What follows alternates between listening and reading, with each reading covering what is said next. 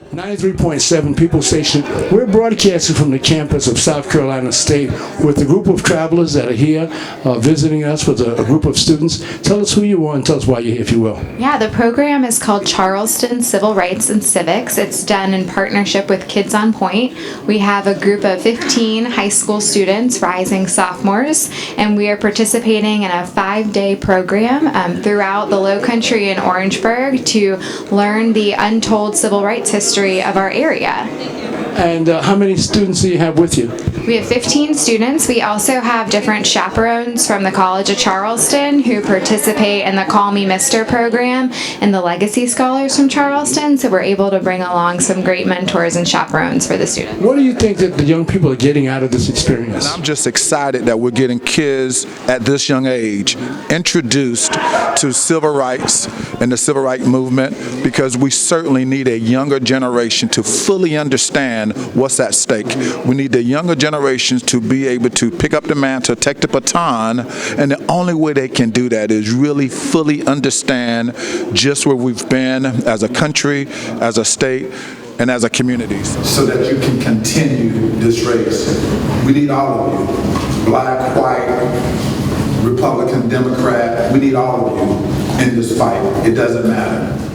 My name is Deja Mincy, and this program talks a lot about civil rights and history in South Carolina. A lot of history that I didn't know of. So, like what that you didn't know? Tell us. I did not know about the Orangeburg Massacre. Okay. I didn't know a lot of monuments that we got to see. I didn't know that there was a HBCU here. Okay. Just a lot. Carolina. Yeah. They'd never heard of the Orangeburg Massacre in their schools. Well, that doesn't surprise me at all, because having taught high school myself, I know that when you get students there, they bring their experiences to the classroom with them. And if they don't grow up in homes like many of us did, where my dad made sure that every day before we went to bed, we had to do some kind of a current event with him. Every morning we had to do a Bible verse. So these kinds of things we take for granted. Sure. But in a lot of homes, and people are trying to eke out a living, they don't have that kind of creativity. So it doesn't surprise me that there would be people who'd never heard of it. Usually these kinds of events that we do with college students and sometimes young professionals, but to be down at the high school level doing something like this, I think it's very, very important. For some reason, I don't know why, we don't seem to have civics and other stuff in the high schools anymore, and I don't think that that's anything that we shouldn't hold on to. My wife could not afford to come to school with a sister in school. She grew up on a little farm. Her daddy, when it was not the farming season, he would walk miles to cut pulpwood. No one would expect much from her. But she came to this campus. She became a good student. She saw a little wayward boy walking across the campus one day about to make a horrible mistake. She rescued him and turned him into a United States Congressman. That's pretty good for a little girl born on a 22-acre farm. And when she passed away 4 years ago, this school named this honors college in her honor. If you came in on Chestnut Street, that pedestrian overpass has been named in her honor. It tells you what can happen with each and every one of you. It does not matter what the circumstances of your birth may have been. It does not matter whether or not you come from a family of lettered people.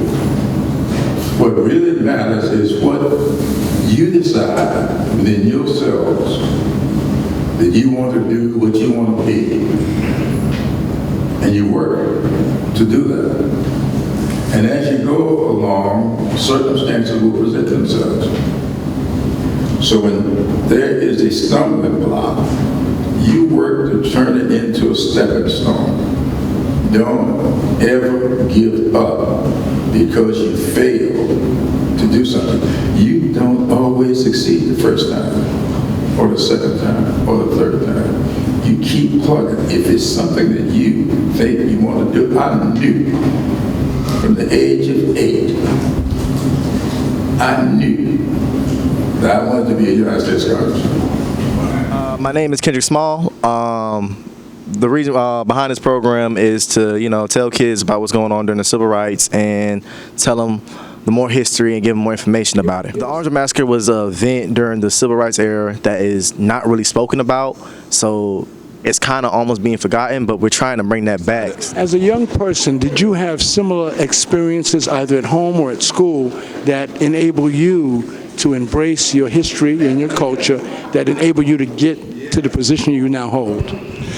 I did. Growing up in Clarendon County, which is a huge part of the civil rights movement as well, especially with Briggs versus Elliott. So I knew that was the first case, right? Absolutely. So I knew that, but certainly I believe knowing that shaped my vision of being able to speak out against injustices, knowing where that movement started, really, I believe, was the starting point in me being a lifelong advocate for civil rights.